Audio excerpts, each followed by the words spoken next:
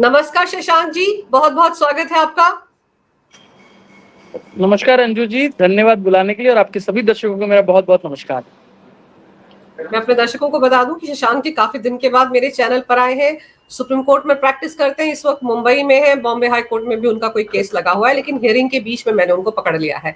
शशांक जी, पहले ये बताइए कि राहुल गांधी ने जिस तरह के आरोप लगाए चुनाव आयोग पर, बाकायदा 1.5 घंटे की प्रेस कॉन्फ्रेंस करके, अब वो सारे आरोप जो है औंधे मुंह पड़े हैं।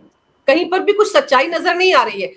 लेकिन चुनाव आयोग जो 4 राज्यों के हैं जिन पर आरोप लगाया राहुल ने, उन सबने कहा है कि कृपया करके लिखित में हलफनामा दे दीजिए ताकि हम इसकी जांच करें। लेकिन राहुल गांधी हलफनामा देने को तैयार ही नहीं है। इसका क्या मतलब हुआ?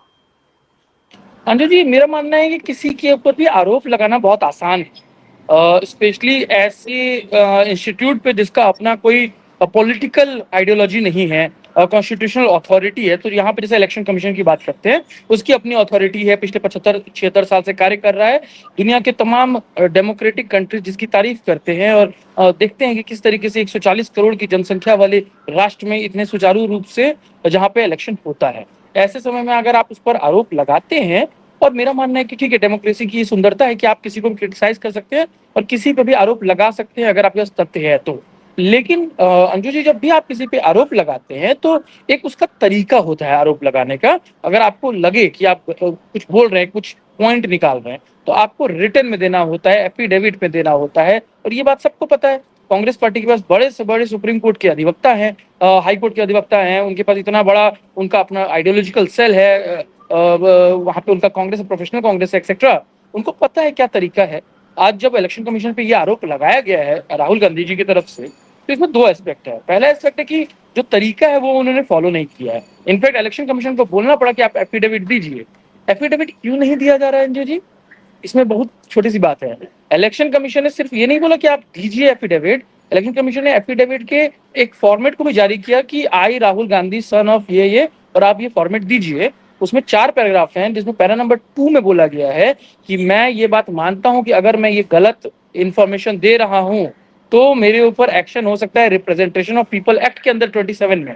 और अगर तीसरा पैराग्राफ है कि अगर मैं गलत इंफॉर्मेशन दे रहा हूं तो मेरे ऊपर भारतीय न्याय संहिता सेक्शन 227 के अंदर में एक्शन हो सकता है। और चौथा पैराग्राफ है कि मैं मानता हूं कि मैं यहाँ का नागरिक नहीं हूँ, यहाँ पे मेरी वोटिंग नहीं है, लेकिन फिर भी मेरे को ये जानकारी है और मैं ये एलिगेशन लगा रहा हूँ। तो बेसिकली सत्यापन होता है। उसका मतलब ये हुआ कि मैं जो बोल रहा हूँ वो सही है, ऑन ओथ है। ये ऑन ओथ में दे ही नहीं रहे। तो ये बहुत बड़ा सवाल उठाता है इनके एलिगेशन पे या इनके इंटेंशन पे। That is point 1 Anju ji. Point number 2, अगर कोई भी सही ऑपोजिशन है, और मैं मानता हूँ कि बहुत सही टॉपिक है कि वोटों की चोरी जो है, हैशटैग वोट चोरी चला रहा है कांग्रेस पार्टी और उनका इकोसिस्टम, अगर ये वोट में सही में ऊपर नीचे कुछ हुआ है और अगर इसमें 1% भी सत्यता है तो जांच होनी चाहिए। लेकिन अंजू जी, मजे की बात यह है कि बिहार में जो अभी एसआईआर की प्रक्रिया चल रही है, जिसमें बेसिकली वेरिफिकेशन हो रहा है, फिजिकल वेरिफिकेशन आपके डॉक्यूमेंट्स के आधार पे कि आप सही में वहां के वोटर हैं कि नहीं, वोट देते हैं कि नहीं, आपके सही तरीके से जांच हो रही है, उसका ये विरोध कर रहे हैं। मेरा पॉइंट ये है कि अगर आपको लगता है कि ये गलत है या कुछ गड़बड़ है तो आप कहेंगे जांच करो। बिहार में कह रहे हैं आपकी जांच मत करिए, बिहार में कह रहे हैं कि आप इलेक्शन से पहले जांच क्यों कर रहे हैं। और दूसरे स्टेट्स में जहां अभी इमीडिएट इलेक्शन नहीं है, क्योंकि इलेक्शन कमीशन ने ये कह दिया कि बिहार के हम पूरे राष्ट्र भर में ये प्रक्रिया करने वाले हैं, तो बाकी जगह कह रहे हैं कि भाई आप गलत कर रहे हैं। तो क्या राहुल गांधी कह रहे हैं कि हम एसआईआर की प्रक्रिया का विरोध कर रहे हैं बिहार में, लेकिन बाकी स्टेट्स में हम तो सपोर्ट कर रहे हैं? ये अपने आप में बहुत वियर्ड एनालॉजी है। क्या चाहते हैं, क्या ऑपोजिशन किस तरीके से कार्य कर रहा है, बड़ा वियर्ड है। और अंजू जी, एक छोटी सी थर्ड पॉइंट भी है यहाँ पे। थर्ड पॉइंट ये है कि हर बार पिछले 5 साल से हमने देखा है कि जब भी पार्लियामेंट का सेशन होता है, कुछ ना कुछ कांग्रेस पार्टी ऐसा लेके आती है जो बेसिकली जो सिटिंग कॉन्स्टिट्यूशनल अथॉरिटी है या इंस्टीट्यूट है उसके खिलाफ कार्य करने की बात करती है। इस बार इन्होंने ये इलेक्शन कमीशन के ऊपर बोलना शुरू किया है। और अंजू जी, सबसे खराब और घातक बात इसमें ये है कि कई सारे ट्विटर पोस्ट मैंने देखे हैं, फेसबुक पे पोस्ट देखे हैं मैंने, जिसमें इनका इकोसिस्टम, चाहे वो एनोनिमस हो या जिनके पास फेस हो, वो लोग ये बोल रहे हैं कि हम चाहते हैं कि इनके ऊपर सजा हो, इनको फांसी की सजा हो, इनको मॉब लिंच किया जाए, इनको रोड पर लाके मारा जाए। और ये किसकी बात हो रही है? इलेक्शन कमिश्नर के ऊपर। तो मेरा मानना है कि इस तरीके से बांग्लादेश जैसा करना चाह रहे हैं आप, या सत्ता की प्राप्ति के लिए किसी भी हद तक जाने के लिए तैयार है, दिस इज वेरी आउटरेजियस। लेकिन हलफनामा देने में दिक्कत क्या है? वहां बेंगलुरु में राहुल गांधी एक रैली को संबोधित करते हुए कह रहे थे कि मैंने तो संविधान की शपथ खाई है, तभी तो मैं सांसद बना हूं, तो मुझे कोई ओथ देने की क्या जरूरत है? कानून में क्या ऐसा लिखा हुआ है कि जो आदमी संसद में खड़े होकर संविधान पर हाथ रखकर शपथ लेता है वो हलफनामा नहीं दे सकता, या उसको नहीं देना चाहिए? अंजू जी, ये लोग माफी वीर हैं, माफी कांग्रेस, इनको माफी मांग मांग के परेशान हो गया है। क्योंकि जब भी ऐसा कुछ एलिगेशन लगाते हैं, इनको या तो केस विड्रॉ करना पड़ता है, या तो केस डिसमिस हो जाता है, या तो इनको माफी मांगनी पड़ती है। मैं एग्जांपल देता हूँ, महाराष्ट्र में इनके इकोसिस्टम वालों ने केस फाइल किया था इस मुद्दे को लेकर आज से 2 महीना पहले, और बॉम्बे हाई कोर्ट ने उसको डिसमिस किया। फॉर्चुनेटली आज मैं बॉम्बे हाई कोर्ट में हूँ, और इसी हाई कोर्ट ने इनके केस को डिसमिस किया था, कहते हुए कि ऐसा कुछ नहीं हुआ है। और क्योंकि क्या होता है, हर इलेक्शन में अंजू जी देखिए, इलेक्शन कमीशन का ये दायित्व है, ये जिम्मेदारी है, और वो सही तरीके से करते हुए कि जितने भी political parties and as well as जितने भी निर्दलीय प्रत्याशी होते हैं, सबको ये लोग लिस्ट देते हैं कि इतने वोटर्स हैं आपकी कॉन्स्टिट्यूएंसी में। इतना ही नहीं, पहले ये लोग ईवीएम का रोना रोते थे कि ईवीएम में फर्जीवाड़ा है, ईवीएम के नंबर्स तक प्रोवाइड करते हैं। और ऐसा मैं नहीं कह रहा, इनके इकोसिस्टम वाले वो सारे लोग कहते हैं, कहे हैं ऑन कैमरा, जिन लोगों ने या तो इलेक्शन लड़ा है, या तो वो पोलिंग एजेंट थे, या कि अगर ऐसा होता है, इतने डिटेल्ड व्यवस्था में होती है, और अगर आपको तब समस्या नहीं लगी, तो अब समस्या कैसे होगी? अभी जो इन्होंने जो लिस्ट निकाला है कि इस स्टेट में या इस कॉन्स्टिट्यूएंसी में गड़बड़ है, देखिए इन्होंने बड़ा सिलेक्टिव किया। जिस कॉन्स्टिट्यूएंसी में वोट कम हुए फिर भी कांग्रेस जीत गई, उसकी बात नहीं की है। जिस कॉन्स्टिट्यूएंसी में वोट बढ़ गई और कांग्रेस जीत गया, या उनका यूपीए अलायंस जीत गया, उसके ऊपर कोई बात नहीं की।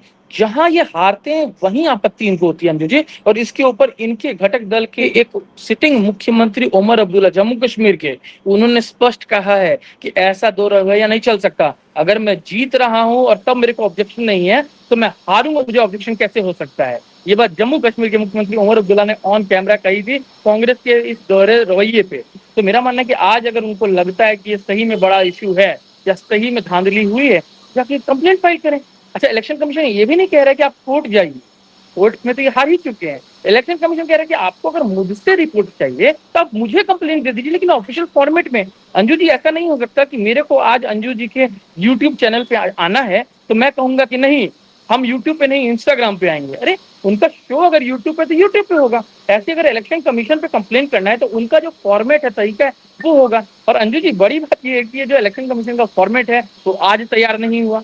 Representation of peoples representation act आज नहीं आया, या गलत गवाही देने वालों पे केस होता है, ये आज डिसाइड नहीं हुआ। ये हमेशा चलता है, कभी भी किसी को आरोप लगता है इस तरीके का, डाउट तो करता है। और अंजू जी, बहुत बड़ा एग्जांपल है कि 1975 में एक sitting prime minister Indira Gandhi ने चुनाव लड़ा, एक व्यक्ति राजनारायण को आपत्ति हुई कि उन्होंने धांधली की, रिप्रेजेंटेशन ऑफ पीपल एक्ट का वायलेशन किया, वो हाई कोर्ट गए, हाई कोर्ट ने उनको निष्कासित कर दिया कि आपने सांसद ये गलत तरीके से जीता है और 6 साल तक आप चुनाव नहीं लड़ सकते हैं, और उसके बाद इस देश में आपातकाल लग गया। तो ये दिखता है कि कॉन्स्टिट्यूशनल अथॉरिटी हमेशा से रही है, ये इंडिपेंडेंट ऑर्गेनाइजेशन है। अंजू जी, एक और छोटी बात, अभी जो इलेक्शन कमिश्नर बने हैं इस देश के, वो सुप्रीम कोर्ट के ऑर्डर के बाद, और बाद में इंडियन कानून ने एक नया नियम लाया, उसके अनुसार 3 लोगों की टीम उसको अपॉइंट करती है, प्राइम मिनिस्टर, एक और मिनिस्टर, और एक ऑपोजिशन का रिप्रेजेंटेटिव।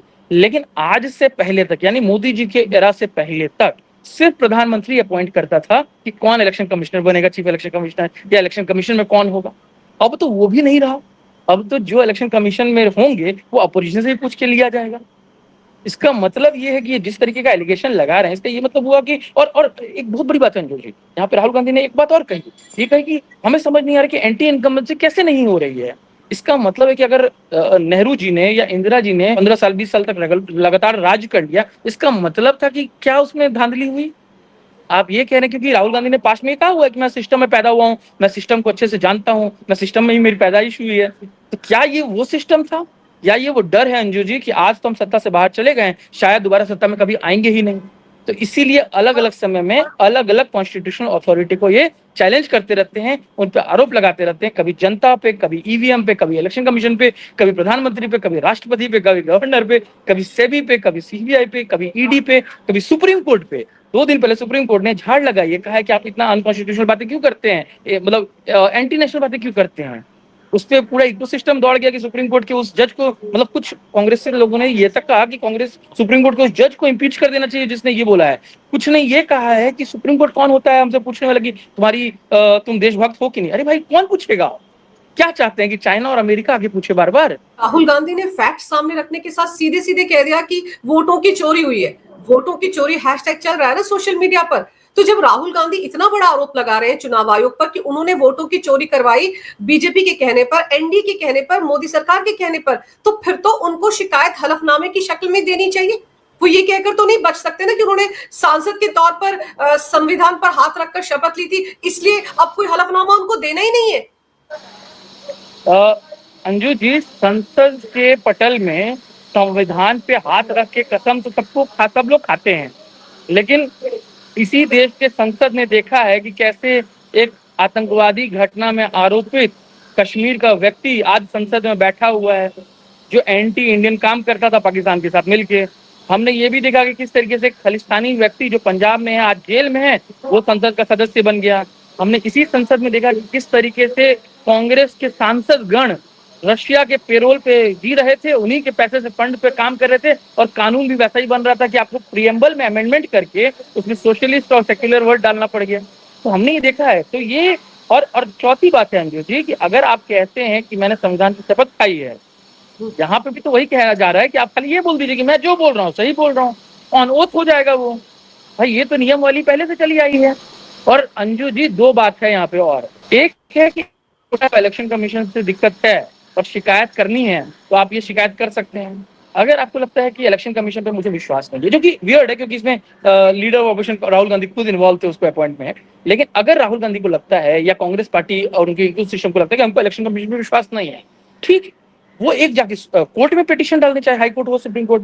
लेकिन Anju ji as an advocating as a practising advocate मैं एक बात और बताता हूँ, आप जब भी किसी केस को फाइल करते हैं किसी भी कोर्ट में इस कंट्री में, चाहे वो डिस्ट्रिक्ट लेवल पे हो, हाई कोर्ट लेवल पे हो, सुप्रीम कोर्ट लेवल पे हो, आपको एफिडेविट देना पड़ता है, नोटरी एफिडेविट या ऑथराइज्ड ओथ कमिश्नर का साइन करा के, क्योंकि आप कल को मुकर ना जाएं कि मैंने जो कंप्लेन किया गलत किया है। और हर जगह अंजू जी एक बात और है कि अगर आप झूठ बोलेंगे तो आप पे कार्रवाई होगी या हो सकती है। उस कार्रवाई से बचने के लिए और मैटर को सेंसेशनलाइज करने के लिए इस तरीके का आरोप लगाए जा रहे हैं। अंजू जी एक बात और है, आप समझिए, आज से 4 दिन पहले जब ट्रंप ने कहा था कि India is a dead economy, ठीक है, तो डेड इकोनॉमी बोलने का मतलब है कि इंडिया की इकोनॉमी खराब हो गई है, ऐसा तो नहीं है। वर्ल्ड बैंक हो या दूसरे देशों के मानक हो, अलग अलग पैरामीटर्स हो, सब में यही दिखाया गया है कि कोविड की इतनी बड़ी महामारी और लॉकडाउन के बाद भी इंडिया की इकोनॉमी बड़ी इकोनॉमी में सबसे ज्यादा प्रोग्रेसिव, सबसे ज्यादा फास्ट गोइंग है। आज हमने ये देखा कि किस तरीके से हमारा इकोसिस्टम बन रहा है स्टार्टअप का, किस तरीके से मेक इन इंडिया कॉन्सेप्ट हो रहा है। उसमें अगर ट्रंप ने इस तरीके का स्टेटमेंट दिया तो as a leader of opposition, जो कि कैबिनेट पोर्टफोलियो के बराबर का एक वैल्यू होल्ड करता है, और कांग्रेस पार्टी के बाद के पास 10 साल के अपोजिशन रहने के बाद अब 11वें साल में कम से कम उसकी उनके पास उतनी सीट है कि वो लीडर ऑफ अपोजिशन बना लें। हालांकि उनके सीट 100 से नीचे ही है, लेकिन एटलीस्ट उतनी हो गई कि हम बना लें। आज leader of opposition Rahul Gandhi, और उन्होंने क्या कहा कि हाँ ट्रंप ने सही कहा है, इंडिया की इकोनॉमी डेड इकोनॉमी है। मेरा पॉइंट ये है कि आप एज अ अपोजिशन क्रिटिसाइज कर सकते हैं भारत सरकार को या उनकी नीतियों को, और करना भी चाहिए। अगर आपकी अलग आइडियोलॉजी, अलग पॉलिसी, आपको लगता है कि आप ज्यादा सुचारू तरीके से कर सकते हैं तो कर सकते हैं। लेकिन ये कहना कि आपकी इकोनॉमी डेड है, हम मानते हैं हमारी इकोनॉमी डेड है। जब पाकिस्तान से युद्ध हो रहा था और हम जीत गए और उसके बाद युद्ध विराम हुआ तो कहा कि हमने सरेंडर कर दिया। इस तरीके का व्यक्तित्व कौन देता है? इस तरीके का व्यक्तित्व वही दे सकता है अंजू जी जिसकी चाइना के साथ एमओयू हो, जिसकी फॉरेन फंडिंग हो सरोस और उनके गैंग के द्वारा, या जो एंटी इंडियन हितों को साधना चाहते हैं। पहले इन्होंने कहा कि हम देश को कास्ट के आधार पर बांटेंगे, अब ये उसके बाद लैंग्वेज के आधार पर आ गए, और अब इस तरीके से कॉन्स्टिट्यूशनल अथॉरिटीज को चैलेंज कर रहे हैं या उन पर आरोप लगा रहे हैं। मेरा मानना है कि ये जो बेसलेस आरोप हैं इनके ऊपर में संज्ञान होना चाहिए। राहुल गांधी क्या बोलते हैं उससे उतना फर्क नहीं पड़ता, लेकिन जो उनके इकोसिस्टम वाले सोशल मीडिया पे जिस तरीके से ट्रेंड कर रहे हैं और मॉब लिंचिंग और इंसाइटमेंट की धमकी दे रहे हैं या लोगों को उकसा रहे हैं कि बांग्लादेश जैसा एक माहौल बनाया जाए या कोरिया जैसा एक माहौल बनाया जाए जहां पे अटैक हो जाए इन पब्लिक उस कॉन्स्टिट्यूशनल अथॉरिटी पे, तो होम मिनिस्टर को, एनआईए को और इस देश के तमाम उन एजेंसियों को इस पे ध्यान देना चाहिए कि कहीं ये उस तरीके का कार्य दोबारा नहीं कर रहा। देखिए अंजू जी एक बात है, इसमें कोई डाउट नहीं है कि इलेक्शन कमीशन का जो लिस्ट है उसमें कुछ नाम ऊपर नीचे हो सकते हैं, मैं तो कहता हूँ कि उससे एक ऊपर और जाइए। इस देश में जितने लोग रह रहे हैं, जरूरी नहीं कि सब लोग इंडिया के सिटीजन हों, बहुत सारे इलीगल माइग्रेंट्स भी रह रहे हैं इस देश में। ये इस देश की राष्ट्रीय सुरक्षा पे खतरा ही है। तो जब हम एनआरसी सरकार कर रही थी तब उसका इन्होंने विरोध किया, आज एसआईआर कर रही है बिहार में, उसका विरोध कर रहे हैं। एसआईआर पूरे राष्ट्र में जैसे ही अनाउंस हुआ, इन्होंने उसके विरोध में बात की, और आज कह रहे हैं कि आप इलेक्शन कमीशन जो लिस्ट है वो गलत है। अरे लिस्ट अगर गलत है तो एक तो आरोप लगाइए सही तरीके से, और अगर गलत है तो उसका उपाय क्या है? उसका उपाय तो उसी संविधान में या उसी इलेक्शन कमीशन की शक्ति है जो पीपल्स रिप्रेजेंटेशन एक्ट में दिया हुआ है, उसी के आधार पे है। जी। एक और बात, कोई भी वोटर सही है कि नहीं ये कैसे डिसाइड होता है? डॉक्यूमेंट्स देखिए। तो जब इस देश में आधार कार्ड लाया गया था, और सोचिए ये भी बड़ी बात है, आधार कार्ड लाया था कांग्रेस के इकोसिस्टम ने, उसको सही तरीके से सुचारू तरीके से मोदी जी ने बढ़ाया। लेकिन जब ये आधार कार्ड आया था और सुप्रीम कोर्ट में इनकी इकोसिस्टम ने उसको चैलेंज किया कि क्यों एक आधार कार्ड होना चाहिए इंडिया के सब लोगों पे, क्यों हम उसको एक यूनिक आई कार्ड रखे, जो इंडिया गवर्नमेंट चाहती थी कि एक कार्ड हो जो हर चीज के लिए अप्लाई हो, उसमें इन्होंने विरोध किया। इनके इकोसिस्टम ने पूरा पुरजोर विरोध किया और कहा कि इसको वोटर आईडी से नहीं मिलाना चाहिए, या आधार कार्ड का डुप्लीकेसी हो सकता है, या गलत हो सकता है। अगर उस टाइम अगर सुप्रीम कोर्ट ने नहीं रोका होता, या उस टाइम अगर इनको इकोसिस्टम में वो दवाई नहीं बनाया होता, तो वो एक कार्ड होता जो इस राष्ट्र के हर नागरिक के लिए एक पत्र होता। वो तो नहीं हुआ।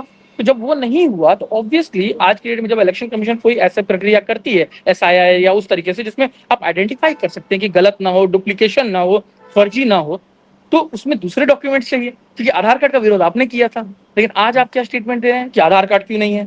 आज आप क्या स्टेटमेंट दे रहे हैं कि जब आधार कार्ड है तो हम क्यों बात करें कुछ और? आज आप स्टेटमेंट क्या दे रहे हैं कि एसआईआर ना हो। तो एक तरह से आप कह रहे हैं कि गलत हो रहा है, दूसरे तरीके से आप कह रहे हैं कि लेकिन हम सुधार भी नहीं होने देंगे। पर शशांक जी, जो जो बातें राहुल गांधी ने सामने रखी है कि देखिए डुप्लीकेट वोट है, एक आदमी एक से ज्यादा बार वोट कर रहा है, तो ये कहना चाह रहे हैं ना कि वोटर लिस्ट में शायद कुछ ना कुछ गड़बड़ियां हो गई है नाम एंटर करने में, तो एसआईआर उसी को तो दुरुस्त कर रहा है ताकि डुप्लीकेट वोट ना हो, एक आदमी चार चार जगहों पर वोट ना डाले, यही तो दुरुस्त कर रहा है। तो एक तरह से राहुल गांधी का ये जो पूरा प्रेजेंटेशन था, मुझे तो लगता है कि वो इस बात की तस्दीक करता है कि एसआईआर की जो प्रक्रिया चुनाव आयोग ने शुरू की है वो बिल्कुल सही है, पूरे देश में उसको होना चाहिए। कायदे से तो राहुल गांधी ने चुनाव आयोग के लिए ही अच्छा काम कर दिया है। अंजू जी, एक देखिए बहुत बड़ी बात है कि ऑब्वियसली इतना बड़ा राष्ट्र है जहाँ पे इतने बड़े पैमाने में इलेक्शन होता है, तो मोदी जी ने चाहा कि रिफॉर्म्स हो, इलेक्शन एक साथ हो जाए पूरे राष्ट्र में, ताकि ये जो बढ़ाव चढ़ाव की बात होती है बार बार ना आए। उसका विरोध किया इसी को सिस्टम ने, जबकि रिटायर्ड सुप्रीम कोर्ट के चीफ जस्टिस ने भी उसके रिकमेंडेशन की बात की। Sorry, president of India, retired former president of India की निगरानी में एक कमेटी बनी जिन्होंने कहा कि वन नेशन वन इलेक्शन होना चाहिए, लेकिन इसका विरोध हो रहा है, अभी तक इंप्लीमेंट नहीं हो पाया। तो मेरा पॉइंट है कि जब बार बार इलेक्शन होते हैं तो ऑब्वियसली हर इलेक्शन में कुछ वोट्स कहीं से कटते हैं, कुछ वोट्स कहीं से ज्यादा होते हैं, क्योंकि अंजू जी ये राष्ट्र है, हम एक जगह से दूसरी जगह मूव करते हैं, कहीं पे कोई फ्रीली मूव कर सकता है, वोटर आईडी नया बनवा सकता है। जब ऐसा होता है तो हर बार हर इलेक्शन में, चाहे निकाय का चुनाव हो, म्युनिसिपैलिटी का चुनाव हो, एमएलए का, असेंबली का इलेक्शन हो या लोकसभा का हो, हर बार कुछ वोट्स ऐड होते हैं हर कॉन्स्टिट्यूएंसी में, और कुछ वोट डिस्ट्रैक्ट माइनस होते हैं हर कॉन्स्टिट्यूएंसी में। और ये प्रक्रिया हमेशा से रही है, और जब भी कोई नंबर माइनस या प्लस होता है तो बताया जाता है। आज बिहार में इलेक्शन कमीशन ने एक लेटर जारी करके कहा है कि जब भी, क्योंकि क्या होता है कि देखिए एसआईआर की जो प्रक्रिया है उसमें क्या हुआ, आखिरी बार 2003 में हुआ था, ठीक है, 2003 में हुआ था और अब हो रहा है फाइनली।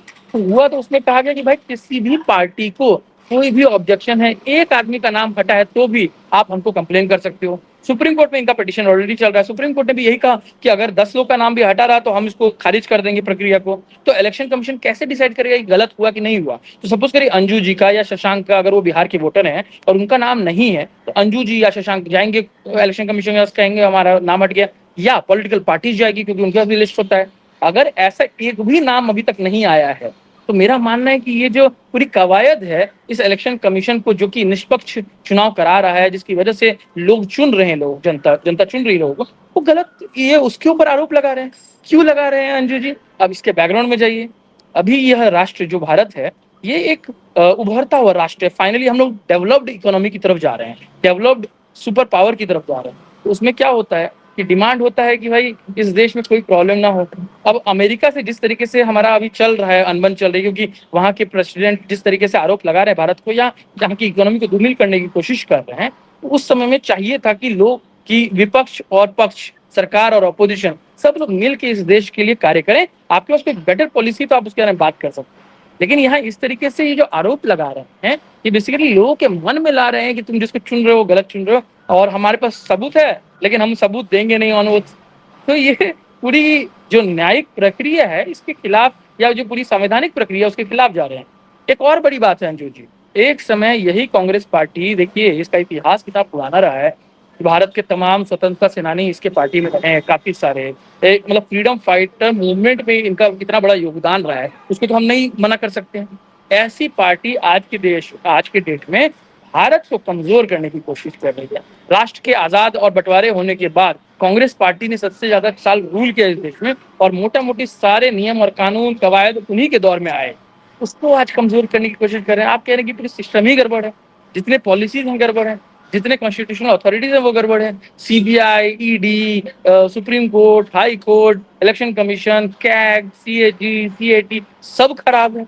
तो कौन अच्छा है अंजू जी, कौन अच्छा है इन सिर्फ राहुल गांधी शायद यही बताना चाह रहे हैं कि सिर्फ वही अच्छे हैं, और इतनी रिसर्च उन्होंने की। जब वो ये बैठक कर रहे थे इंडी गठबंधन की, वहां पर तेजस्वी यादव से पूछ लेते कि उसके पास 2 अलग अलग एपिक नंबर के साथ वोटर कार्ड कैसे थे।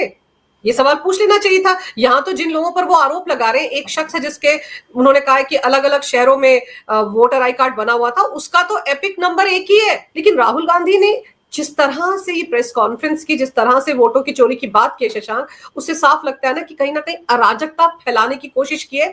ऐसे मामले में अगर चुनाव आयोग के अधिकारियों को डरा धमका रहे हैं कि कोई नहीं, हमारी सरकार आएगी, हम तब तुमको देख लेंगे, हम रिटायर होने के बाद भी तुमको घरों से ढूंढ कर ले आएंगे, ये एक लीडर ऑफ ऑपोजिशन इस तरह के बयान दे, तो उसके खिलाफ क्या कानूनी दायरे में रहकर कार्रवाई नहीं होनी चाहिए?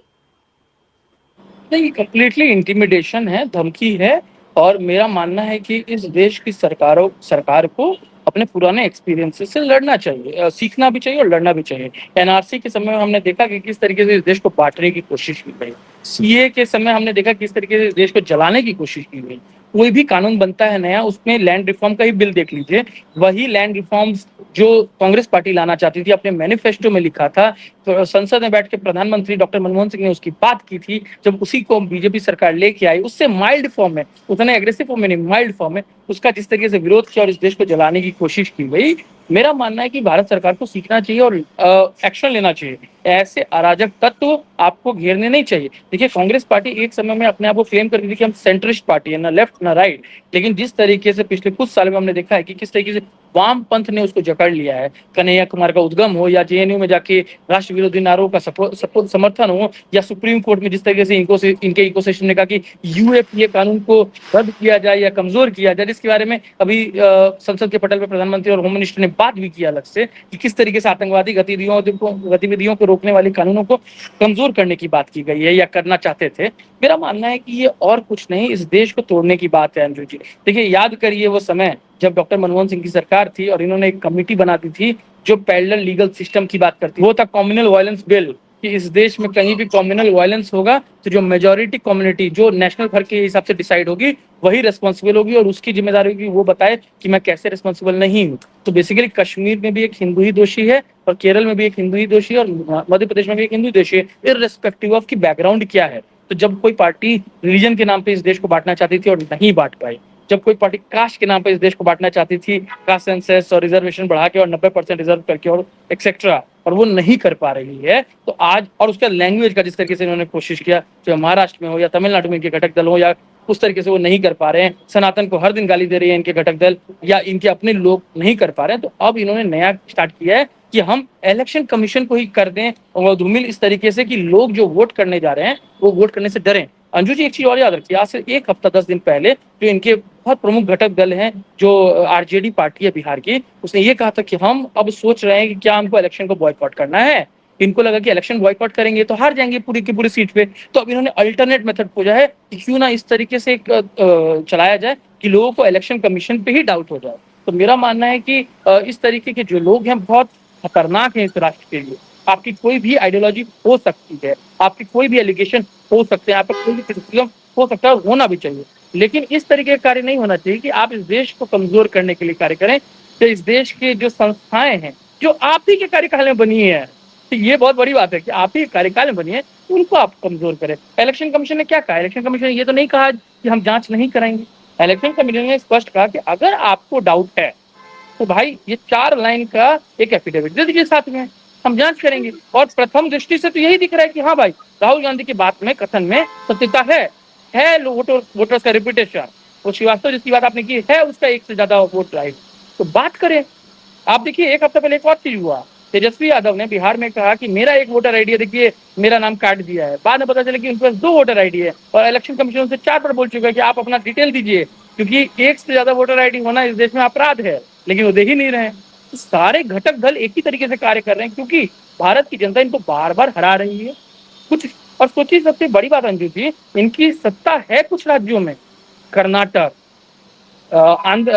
तेलंगाना, तमिलनाडु, हिमाचल प्रदेश, और उसके अलावा जो इनके सदस्य हैं जैसे जम्मू कश्मीर, इस सब में इनकी सरकार है।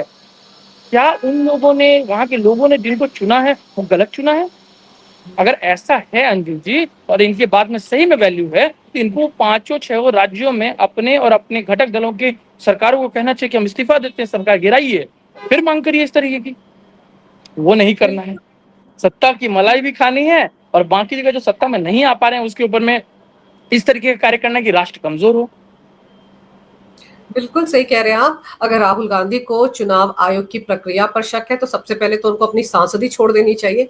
चैरिटी बिगिंस एट होम ना, तो शुरुआत यहीं से करनी चाहिए। लेकिन ऐसा लग रहा है शशांक जी कि राहुल गांधी बुरी तरह से फंस गए हैं जब से चुनाव आयोग ने हलफनामे की बात की है। जितने भी 4 राज्य थे ना जिन पर उन्होंने सवाल उठाए, उन चारों राज्यों के जो अपने अपने चुनाव अधिकारी हैं, उन्होंने भी उनको नोटिस जारी करके कहा है कि हलफनामे पर लिख कर दीजिए। तो राहुल गांधी डरे सहमे हैं। कपिल सिब्बल कह रहे हैं कि नहीं नहीं, हलफनामा देने की क्या जरूरत है, क्योंकि इस मामले में तो सुप्रीम कोर्ट भी नहीं जाया जा सकता, क्योंकि संवैधानिक संस्था है चुनाव आयोग। तो क्या रायता फैलाया जाएगा सड़क पर, चुनाव अधिकारियों को डराया धमकाया जाएगा, उनकी लिंचिंग की बात होगी? और कर कौन रहा है? LOP, leader of opposition. तो मुझे लगता है कि केंद्र सरकार को या सुप्रीम कोर्ट को कहीं ना कहीं, या चुनाव आयोग को अपने अधिकारों का इस्तेमाल करते हुए राहुल गांधी के खिलाफ सख्त कार्रवाई करने की जरूरत है, क्योंकि इस तरह से आप संवैधानिक संस्था को बदनाम नहीं कर सकते। आधे अधूरे तथ्यों के साथ प्रेस कॉन्फ्रेंस करके आप करना क्या चाहते हैं? अंजू जी, एक और बात है, एक और बड़ी बात आप समझिए। ये महाराष्ट्र में इस तरीके का एलिगेशन लगा रहे हैं।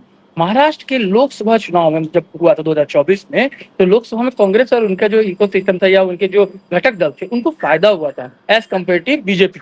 कर्नाटक में जब चुनाव हुआ, और अच्छा, महाराष्ट्र में विधानसभा में बीजेपी को फायदा हुआ या उनके अलायंस को, लेकिन लोकसभा में कांग्रेस को फायदा हुआ।